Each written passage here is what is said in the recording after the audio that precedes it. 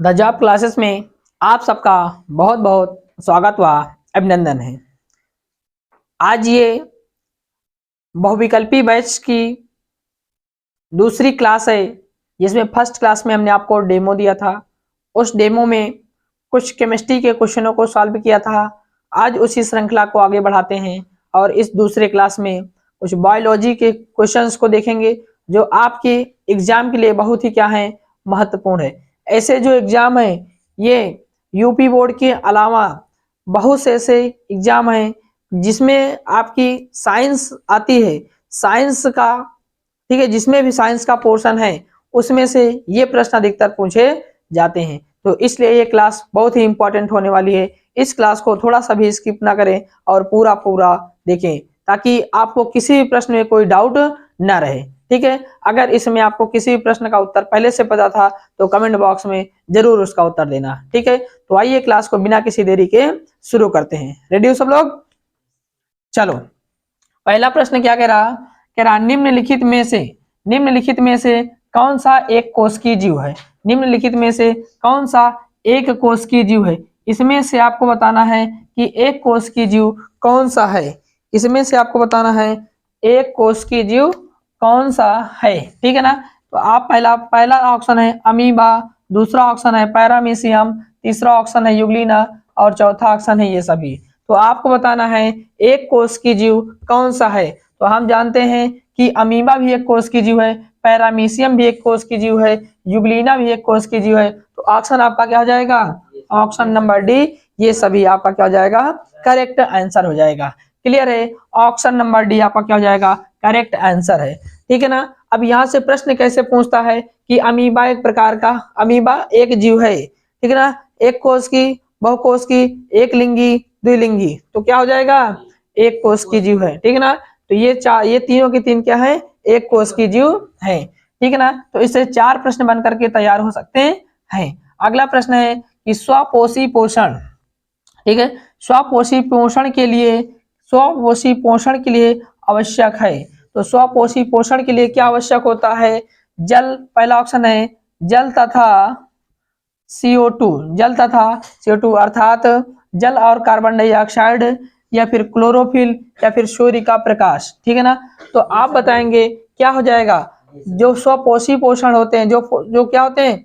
स्वपोषी। ठीक है ना, स्वपोषी मतलब क्या होता है? जो अपना खाना क्या करते हैं? स्वयं बनाते हैं, उन्हें क्या कहते हैं? स्वपोषी कहते हैं। जो अपना खाना क्या करते हैं? स्वयं बनाते हैं, उन्हें क्या कहते हैं? स्वपोषी कहते हैं। अर्थात जैसे पेड़ है, पेड़ क्या है? स्वपोषी। कुछ पेड़ होते हैं परपोषी होते हैं। ठीक है ना, तो यहाँ पर देखते हैं अगर एक पेड़ है, अगर वो अपना खाना बनाता है तो क्या करता है? वातावरण से वायुमंडल लेता, वातावरण से ऑक्सीजन, वातावरण से कार्बन डाइऑक्साइड। ठीक है ना, वातावरण से क्या लेता है? Carbon dioxide. और भूमि से जल और प्रकाश का, सूर्य से क्या लेता है? प्रकाश, सूर्य का प्रकाश। और पत्तियों से क्लोरोफिल। इनकी उपस्थिति में जो पेड़ पौधे होते हैं अपना भोजन किस रूप में बनाते हैं? ग्लूकोज के रूप में। किस रूप में बनाते हैं? ग्लूकोज के रूप में। अगर हम पूछे ग्लूकोज का फार्मूला क्या होता है, तो C6H12O6। ये किसका फार्मूला है? ग्लूकोज का। किसका फार्मूला है? ग्लूकोज का। अगर आपसे पूछा जाए कि पेड़ पौधे अपना भोजन किस रूप में करते हैं, तो किस रूप में करते हैं? ग्लूकोज के रूप में करते हैं। किस रूप में करते हैं? ग्लूकोज के रूप में करते हैं। यहाँ से एक प्रश्न इंपॉर्टेंट होता है कि प्रकाश संश्लेषण की क्रिया क्या होती है। तो पेड़ पौधे, हरे पेड़ पौधे कहाँ से? वायुमंडल से कार्बन डाइऑक्साइड जो क्या करते हैं? हम लोग ऑलरेडी रिलीज करते हैं, है ना, जिसको हम क्या करते हैं? रिलीज करते हैं। अर्थात हम लोग क्या छोड़ते हैं? Carbon dioxide. तो यही कार्बन डाइऑक्साइड पेड़ पौधे लेते हैं। ठीक है, और जमीन के नीचे से क्या लेते हैं? जल लेते हैं। क्या लेते हैं? जल लेते हैं। और क्या? सूर्य का प्रकाश और पत्तियों से क्लोरोफिल। और अगर ये पूछा जाए कि अपना भोजन कहाँ पर बनाते हैं, तो कहाँ बनाते हैं? पत्तियों के द्वारा। किसके द्वारा? पत्तियों में अपना भोजन ये बनाते हैं। ठीक है ना, तो इसी पूरी क्रिया को क्या कहा जाता है? प्रकाश संश्लेषण कहा जाता है। तो प्रकाश संश्लेषण में किसकी किसकी आवश्यकता होती है? जल, कार्बन डाइऑक्साइड, क्लोरोफिल और सूर्य का प्रकाश। क्लियर है? बिल्कुल समझ आया कि नहीं है? तो यहाँ से कोई भी प्रश्न आए तो आपसे छोड़ना नहीं चाहिए। ठीक है ना, और कमेंट बॉक्स में आप लोगों को क्या करना है कि एक सिंपल सा प्रकाश संश्लेषण की अभिक्रिया को करके देना है। ठीक है ना, आप लोग भी अपनी कॉपी पर लिख लीजिए प्रकाश संश्लेषण की अभिक्रिया को। ठीक है ना, अगला प्रश्न है क्वेश्चन नंबर क्या 3, प्रकाश संश्लेषण के लिए, किसके लिए, प्रकाश संश्लेषण के लिए आवश्यक गैस है। देखो यहाँ पर प्रश्न फिर से आ गया, प्रकाश संश्लेषण के लिए कौन सी गैस आवश्यक है, क्या ऑक्सीजन आवश्यक है, नहीं, क्योंकि ये क्या करते हैं, ऑक्सीजन को छोड़ते हैं, पेड़ पौधे जो होते हैं ऑक्सीजन क्या करते हैं, छोड़ते हैं, और कौन सी गैस लेते हैं, CO2, कार्बन डाइऑक्साइड। ये तो ऑलरेडी क्या हो जाएंगे, कैंसल हो जाएंगे, ये ऑलरेडी क्या हो जाएंगे, कैंसल हो जाएंगे। यहाँ अच्छा अगर हम ये पूछे, अगर हम ये पूछे कि जो आप लोग चिप्स खाते हो, कुरकुरे खाते हो, है ना, ये सब किसके बने होते हैं, अधिकतर आलू के बने होते हैं, बने होते हैं कि नहीं बने होते। अब ये पूछ लिया जाए कि उस पैकेट में कौन सी गैस भरी जाती है, तो आप बताओ कौन सी गैस भरी जाती है, नाइट्रोजन। अगर ये पूछे क्यों भरी जाती है, क्यों भरी जाती है, क्योंकि वो सड़ने ना पाए, अर्थात वो खराब ना होने पाए। बात समझ में आई नहीं है। अगला प्रश्न यहीं से बनता है, ये जो हीलियम है, क्या है, हीलियम है, ठीक है ना, हीलियम क्या होता है, इसको आप कमेंट बॉक्स में जरूर बताइए, इसका परमाणु क्रमांक क्या होता है, इसको भी कमेंट बॉक्स में आप लोग जरूर बताना। ठीक है ना, अगला प्रश्न हो जाता है, अगला प्रश्न क्या होता है, यहाँ से एक प्रश्न और पूछ लिया अगर हम आपसे कि आपसे ये पूछे कि प्राण वायु है, प्राण वायु किसे कहा जाता है, तो प्राण वायु किसे कहा जाता है, ऑक्सीजन को। प्राण वायु के नाम से जाना जाता है, किसको जाना जाता है, ऑक्सीजन को जाना जाता है। प्राण वायु किसे कहा जाता है, ऑक्सीजन को कहा जाता है। तो इन प्रश्नों को भी अपने कॉपी पर लिख लीजिएगा। अगला प्रश्न है, पत्तियों में पाया जाता है, तो पत्तियों में कौन सा तत्व पाया जाता है, मैग्नीशियम पाया जाता है, सोडियम पाया जाता है, क्लोरीन पाया जाता है, आयरन पाया जाता है। क्या पाया जाता है, मैग्नीशियम पाया जाता है। क्या पाया जाता है, मैग्नीशियम पाया जाता है। बात समझ में नहीं आई, चलो आगे देखते हैं। और इसके बाद इसका परमाणु क्रमांक क्या होता है, सोडियम का, क्लोरीन का कितना होता है, आयरन कितना होता है, इसको कमेंट बॉक्स में जरूर बताइए। ठीक है ना, फिर अगला क्या है, हरित लवक के स्ट्रोमा में, क्या करा, हरित लवक के स्ट्रोमा में कौन सी अभिक्रिया होती है, हरित लवक के स्ट्रोमा में कौन सी अभिक्रिया होती है। देखो जो पत्ती होती है, क्या जो होती है, जो लीफ होती है, अर्थात जो क्या होती है, पत्ती होती है, ठीक है ना, किसी की भी पत्ती मान लेते हैं, तो पत्तियों में दो चीजें होती हैं, एक होता है ग्रैना और दूसरा होता है स्ट्रोमा। एक होती है ग्रैना और एक होती है स्ट्रोमा। लेकिन यहाँ पर पूछा है स्ट्रोमा, तो स्ट्रोमा में कौन सी क्रिया होती है, अप्रकाशिकीय क्रिया होती है। कौन सी क्रिया होती है, अप्रकाशिकीय क्रिया होती है। इस बात को नोट करके लिख लेना, इसमें प्रकाश की कोई आवश्यकता नहीं होती है। ठीक है ना, स्ट्रोमा में प्रकाश की आवश्यकता नहीं होती है, बिना प्रकाश की अपनी क्रिया को क्या कर लेता है, पूर्ण कर लेता है। अगर यहीं पर पूछे प्रकाश की क्रिया किसमें होती है, तो ये होती है पत्तियों के ग्रैना में होती है। किसमें होती है, ग्रैना में। तो ग्रैना में कौन सी क्रिया होती है, प्रकाश की होती है। और स्ट्रोमा में कौन सी क्रिया होती है, अप्रकाश की क्रिया होती है। याद कर ले जाओगे आसानी से, बिल्कुल याद कर ले जाओगे। अगला प्रश्न है, निम्नलिखित में कौन सी विटामिन जल में घुलनशील है, निम्नलिखित में कौन सी विटामिन जल में घुलनशील है, आपको बताना है निम्नलिखित में कौन सी विटामिन जल में घुलनशील है। इसके लिए हम एक ट्रिक आपको बता दे रहे हैं, अगर आप याद कर पाए WBC, क्या याद कर पाए, WBC, W से होता है वाटर, W से क्या होता है, वाटर, वाटर मीन्स क्या होता है, पानी अर्थात जल। और कौन कौन सी विटामिन, B और C, तो WBC से याद रख पाएंगे कि जो BC होता है वो जल में क्या होता है, घुलनशील होता है। बाकी सब जो होते हैं वो जल में घुलनशील नहीं, अर्थात वो किसमें घुलनशील होते हैं, वसा में घुलनशील होते हैं। किसमें घुलनशील होते हैं, वसा में घुलनशील होते हैं। अगर आप ये मानो कि जैसे एक कीड़ा है, एक क्या है, एक कीड़ा है, वो वसा में गिर जाए, कहाँ गिर जाए, वसा में गिर जाए, तो निकल पाएगा, नहीं निकल पाएगा, वो निकल नहीं पाएगा। अगर हम कीड़ा को लिखें, क्या लिखें, KEDA, है ना, कीड़ा में क्या क्या रहा, vitamin K, vitamin E, vitamin D, vitamin A। तो vitamin K, vitamin E, vitamin D, vitamin A, ये सब क्या है, वसा में घुलनशील है। अब याद रख पाओगे, जैसे कोई कीड़ा है ना, वसा में गिर गया, किसमें गिर गया, वसा में गिर गया। वसा मतलब तेल, जब तेल में कीड़ा गिर जाता है तो निकल पाता है, नहीं निकल पाता। एक बार पानी से तो निकल जाता है, लेकिन तेल से नहीं निकल पाता। अर्थात वसा में घुलनशील विटामिन कौन है, कीड़ा। याद कर पाओगे, कीड़ा लिखोगे तो KEDA, vitamin K, vitamin E, vitamin D, vitamin A, ये क्या होते हैं, वसा में घुलनशील होते हैं। और WBC यानी कि बी और सी क्या होते हैं, वाटर में घुलनशील होते हैं, अर्थात जल में घुलनशील होते हैं। इसको ऐसे भी लिख सकते हैं, गई भैंस पानी में। अगर भैंस लिखेंगे तो उसमें आ रहा नहीं आ रहा, बी और सी आ रहा नहीं आ रहा, तो पानी में कौन गया, भैंस गई, अर्थात BC चली गई। कौन गई, BC चली गई, है ना। अगला प्रश्न देखो, तो यहाँ पर देखो ऑप्शन कौन सा कह रहा, निम्नलिखित में से कौन सी विटामिन जल में घुलनशील है, तो जल में कौन घुलेगी, ठीक है ना। और इसी में पूछ लिया जाए तथा क्या हो जाएगी, विटामिन C। अब बाकी जो बचे हैं किस में घुलनशील है, वसा में। समझ आया कि नहीं आया, बिल्कुल आसान प्रश्न है, एक प्रश्नों से आपको कई कई प्रश्न बताया जा रहा है, जा रहा कि नहीं जा रहा।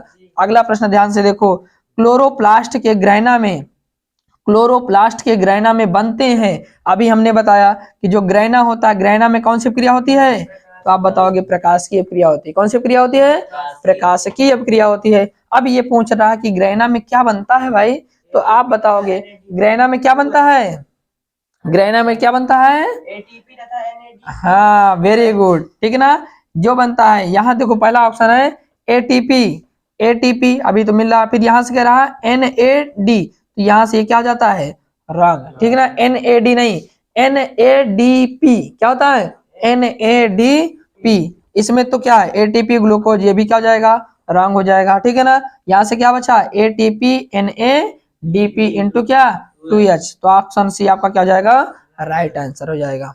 बात बिल्कुल समझ में आ रही नहीं आ रही, तो ये ATP तथा NADP 2H किसमें बनते हैं, तो आप बताओगे कि ग्रैना में बनते हैं। किसमें बनते हैं, ग्रैना में बनते हैं। कमेंट बॉक्स में आप कमेंट करके बताइए कि स्ट्रोमा में क्या बनता है, ठीक है ना। कमेंट बॉक्स में कमेंट करके बताइए कि स्ट्रोमा में क्या बनता है। अगला प्रश्न है, अगला प्रश्न क्या कह रहा कि पौधों में पत्तियों तक, पौधों में पत्तियों तक जल तथा खनिज लवण स्थानांतरित होता है, ठीक है ना। पौधों में पत्तियों तक जल तथा खनिज लवण स्थानांतरित होता है, किसके द्वारा होता है, जाइलम के द्वारा होता है, फ्लोएम के द्वारा होता है, मज्जा के द्वारा होता है, या फिर वल्कुट के द्वारा होता है। किसके द्वारा होता है, किसके द्वारा होता है, जाइलम के द्वारा होता है। किसके द्वारा होता है, जाइलम के द्वारा होता है। अगर हम यहाँ पर पूछे कि फ्लोएम का कार्य क्या होता है, फ्लोएम का कार्य क्या होता है, ठीक है, फ्लोएम का कार्य क्या होता है, जल्द से जल्द इसको कमेंट बॉक्स में जल्द से जल्द बताओ कि फ्लोएम क्या करता है। जब जाइलम जल और खनिज का क्या करता है, स्थानांतरण करता है, तो आपको बताना है फ्लोएम का कार्य क्या होता है।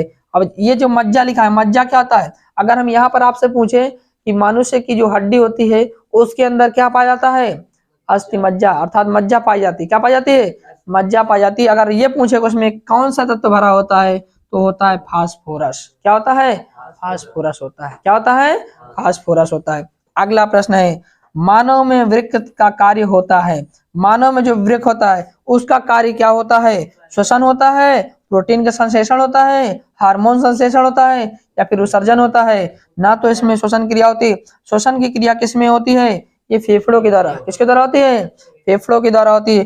प्रोटीन का संश्लेषण किसमें होता है, जल्द से बताओ, प्रोटीन का संश्लेषण किससे होता है, और हार्मोन्स का संश्लेषण किसमें होता है, इसको बताओ। यहाँ पर प्रश्न क्या पूछा है कि मानव में वृक्क का कार्य क्या होता है, तो आप जानते हैं इसका कार्य क्या होता है, उत्सर्जन करना। इसका कार्य क्या होता है, उत्सर्जन करना। क्या होता है, उत्सर्जन करना। अगला प्रश्न है कि पादप फास्फोरस, जो पादप है फास्फोरस, लोहा और मैग्नीशियम, इन तीनों चीज को कहां से प्राप्त करता है, कहां से प्राप्त करता है, दिख रहा है बराबर, देख लीजिए बगैर, ठीक है।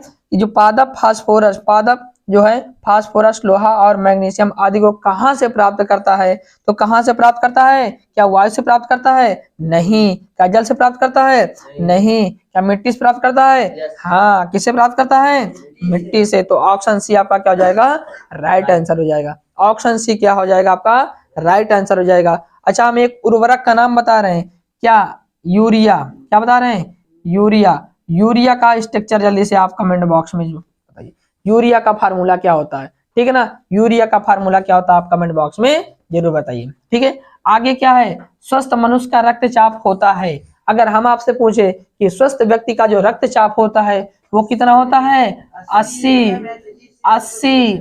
mg, 80 mmHg से लेकर के कहाँ तक होता है, 120 mmHg तक होता है। Hg मतलब क्या होता है, पारा। क्या होता है, पारा। आप जब डॉक्टर के पास जाते हैं, जब आपका वो ब्लड प्रेशर था, जब बीपी मापता है तो उसमें पारा लगा होता है जो ऊपर नीचे आता जाता है, ठीक है ना। जो पंप करता है, ठीक है ना, वॉल्व से अपने, तो पारा क्या होता है, ऊपर नीचे जाता है, ठीक है ना। तो एग्जैक्ट प्रेशर आपका नाप के बता देता है कि हाँ कि आपका ब्लड प्रेशर क्या है, 80 से 120 में कितना आ रहा है, 90 आ रहा, 95 आ रहा है, 110 आ रहा है, ठीक है ना। या फिर बीपी ज्यादा हो गई, 120 से क्या 140 से 180 तक पहुंच गई है, तो वो सब ऑलरेडी वो क्या करता है, वो पारा बता देता है। वो एचजी होता है। क्या होता है, एचजी। एचजी को क्या और क्या कहते हैं, मरकरी कहते हैं। क्या कहते हैं, मरकरी कहते हैं। क्या कहते हैं, मरकरी कहते हैं। अर्थात क्या कहते हैं, इसको पारा कहते हैं। क्या कहा जाता है, पारा। अगर पूछे परमाणु क्रमांक कितना होता है, तो एचजी का परमाणु क्रमांक कितना होता है, 80 होता है। कितना होता है, 80 होता है। अगला प्रश्न क्या है कि मनुष्य के हृदय में कितने कोष्ठ होते हैं। मनुष्य के हृदय में कितने कोष्ठ होते हैं, तो कितने होते हैं, 4 कोष्ठ होते हैं। कितने कोष्ठ होते हैं, तो मनुष्य के हृदय में 4 कोष्ठ होते हैं। कितने कोष्ठ होते हैं, 4 कोष्ठ होते हैं। अब यहाँ पर एक प्रश्न आपसे पूछ रहे हैं, यहाँ पर एक प्रश्न पूछ रहे हैं कि 3 कोष्ठ किसमें होते हैं। 3 कोष्ठ किसमें होते हैं, मनुष्य में 4 होते हैं, लेकिन 3 कोष्ठ किसमें होते हैं। तो मोस्ट इंपॉर्टेंट प्रश्न बन जाता है। अगर 3 कोष्ठ की बात करें, किसकी बात करें, 3 कोष्ठ की बात करें, तो 3 कोष्ठ किसमें होते हैं, जो कहाँ पर रहते हैं, जल और थल दोनों में रहते हैं। कहाँ पर रहते हैं, जल और थल, जल थल चर। किसमें, जो जल थल चर में रहते हैं वही क्या होते हैं, 3 कोष्ठ होते होंगे। कितने कोष्ठ होते हैं, 3 कोष्ठ होते हैं। कोई भी जीव हो सकता है। अगला प्रश्न क्या है, अमोनिया को यूरिया में परिवर्तन करता है। अमोनिया को यूरिया में परिवर्तन कौन करता है। यहाँ पर बहुत से बच्चे ऐसे होते हैं, कंफ्यूज कर देते हैं कि यूरिया जो होती है, ठीक है ना, वो किडनी से फिल्टर हो जाती है, लेकिन यहाँ पर ये प्रश्न क्या जाता है, गलत हो जाता है। वो क्या करता है, रक्त को शुद्ध करता। क्या करता है, रक्त को शुद्ध करता है। जो किडनी हमारी होती है क्या करता है, रक्त का फिल्ट्रेशन करता है, अर्थात रक्त को फिल्टर करता है। लेकिन यहाँ पर क्या कर रहा, अमोनिया, अमोनिया का सूत्र पूछे तो क्या होता है, NH3, और प्लस में अगर यूरिया को सूत्र पूछे तो NH2CO NH2 होता है। NH2CO NH2 होता है, जैसा कि अभी हमने आपसे यहाँ पूछा था, ठीक है ना। तो अमोनिया को यूरिया में कौन परिवर्तित करता है, तो आप बताओगे कि यकृत करता है। कौन करता है, यकृत करता है। अगर हम यहाँ आपसे पूछे, अगर यहाँ हम आपसे पूछे 14 नंबर में कि ATP का फुल फॉर्म क्या होता है, तो ATP का फुल फॉर्म क्या होता है, एडेनोसिन डाइफॉस्फेट। हाँ सॉरी, एडेनोसिन ट्राइफॉस्फेट। क्या होता है, एडेनोसिन ट्राइफॉस्फेट, एडेनोसिन ट्राइफॉस्फेट। अगर यहीं पर पूछे ADP का फुल फॉर्म क्या होता है, तो एडेनोसिन डाइफॉस्फेट। क्या होता है, एडेनोसिन डाइफॉस्फेट, एडेनोसिन डाइफॉस्फेट होता है, ठीक है ना।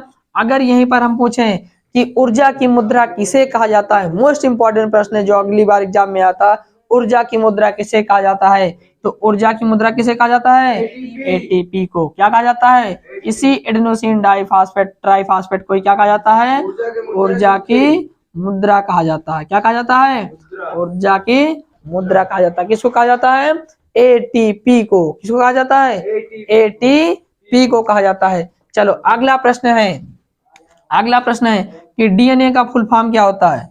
DNA का फुल फॉर्म क्या होता है, डीऑक्सीराइबोज, डीऑक्सीराइबोज न्यूक्लिक एसिड, ठीक है ना। अगर यहीं पर हम आपसे पूछे कि RNA का फुल फॉर्म क्या होता है, तो आप बताओ क्या होगा, RNA। क्या हो जाएगा, राइबो न्यूक्लिक एसिड, ठीक है ना, राइबो न्यूक्लिक एसिड, ठीक है ना। अब यहाँ पर अगर हम आपसे पूछे, एक प्रश्न मेंडल से बहुत आता है, ठीक है ना, कि मटर के पौधे, ठीक है ना, अपने प्रयोग में मटर के पौधे का उपयोग किसने किया था, तो मेंडल ने किया था। ये प्रश्न ऐसे पूछा गया है कि मेंडल ने अपने प्रयोग में किस पौधे का चयन किया था, तो किसका चयन किया था, मटर का पौधा। किस पौधे का।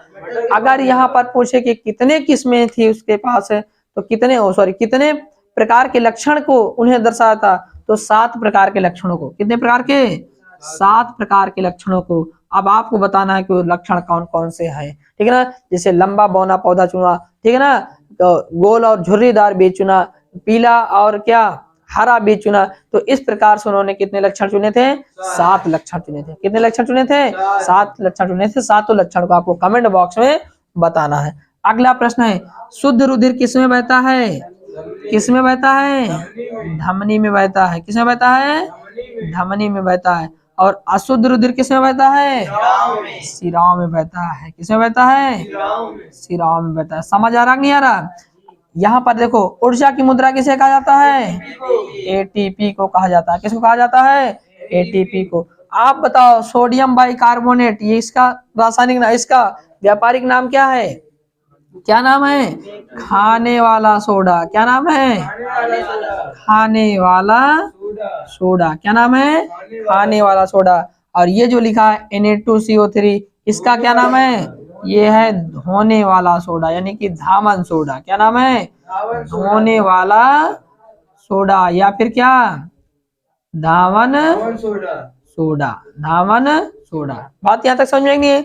अगला, यकृत में किस प्रकार का रस स्रावित होता है? जो यकृत होता है उसमें किस प्रकार का रस स्रावित होता है? स्टार लगा लो, ये आपके एग्जाम में समझ लो आने ही वाला है। तो यकृत में किस प्रकार का रस स्रावित होता है? पित्त रस। किस प्रकार का? पित्त रस। बात यहाँ तक समझ में नहीं आई? सबको जल्दी से बताओ, यहाँ तक बिल्कुल सबको क्लियर हो गया कि नहीं हो गया? अब कुछ क्वेश्चन ऐसे लेते हैं, वो आपको केवल बताना है, ठीक है, और अपने कॉपी पर उसको लिख लेना है। इसको हम लिखेंगे नहीं। चलो, आपको बताना है, आपको बताना है क्या चीज? कि सेकंड किसकी यूनिट होती है? सेकंड किसकी यूनिट होती है? तो होती है समय की। किसकी होती है? समय की। एम्पियर किसका मात्रक होता है? किसका मात्रक होता है? विद्युत धारा का मात्रक होता है। अगर हम पूछे कूलाम, क्यों कूलाम किसका मात्रक है? किसका मात्रक है? आवेश का मात्रक है। किसका मात्रक है? आवेश का मात्रक है। अगर हम, तो इन मात्रकों को आपके फिजिक्स वाले टॉपिक में जितने भी मात्रा है सबको एक बार लिख लेना है। आप बताओ, शक्ति का मात्रक क्या होता है? वाट होता है। क्या होता है? वाट। जूल किसका मात्रक है? कार्य का। न्यूटन किसका मात्रक है? बल का मात्रक। विभव का मात्रक क्या होता है? वोल्ट होता है। क्या होता है? वोल्ट। विभवांतर का मात्रक क्या होता है? वोल्ट ही होता है। क्या होता है? वोल्ट ही होता है। चुंबकीय क्षेत्र की तीव्रता का मात्रक क्या होता है? चुंबकीय क्षेत्र की तीव्रता का मात्रक क्या होता है? न्यूटन प्रति कूलाम। क्या होता है? न्यूटन प्रति कूलाम। ठीक है ना? अब ये बताओ अच्छा कि जूल प्रति कूलाम किसका मात्रक है? जूल प्रति कूलाम किसका मात्रक है? तो आप बताओगे जो जूल प्रति कूलाम है वो भी विभव का मात्रक अर्थात विभवांतर का मात्रक है। ठीक है, उम्मीद करते हैं कि ये प्रश्न आपको अच्छे तरीके से समझ में आए होंगे। यदि पूरे प्रश्न आपको अच्छे तरीके से समझ में आए हैं तो आप क्लास को लाइक कर सकते हैं, अन्यथा लाइक नहीं कर सकते हैं। यदि क्लास आपको अच्छी लगी हो तो ठीक है, अगर बहुत ज्यादा पसंद आई हो तो क्लास को शेयर करना बिल्कुल भी ना भूलें। ठीक है ना? अगर चैनल पर पहली बार आए हैं तो चैनल को सब्सक्राइब जरूर करें। ठीक है, चलो आज की क्लास को यहीं तक रखते हैं। मिलते हैं कल अगली सीरीज में और अच्छे अच्छे प्रश्नों के साथ। जब तक 1000 श्रृंखला पूरी नहीं हो जाएगी तब तक ये श्रृंखला लगातार चलती रहेगी। जिस दिन ये श्रृंखला पूरी हो जाएगी आप उतने क्वेश्चन अच्छे तरीके से तैयार कर लेंगे, समझ लेना कि आपके एग्जाम में साइंस में 100 में 100 मार्क्स आने वाले हैं। ठीक है ना? यदि आप प्रैक्टिकल में 30 से 30 पा जाते हैं तो यहाँ से मैं दावे के साथ कह सकता हूँ कि अगर आप राइटिंग से अच्छे से लिख के आते हैं तो आप क्या करोगे? आप क्या करोगे? 70 में 70 लेकर आओगे। यहाँ 70 में 70 आप लेकर आओगे, ये हमारा दावा रहा। ठीक है ना? तो बस आज की क्लास को यहीं तक रखते हैं। तब तक के लिए आपसे अलविदा लेते हैं। जय हिंद, जय भारत।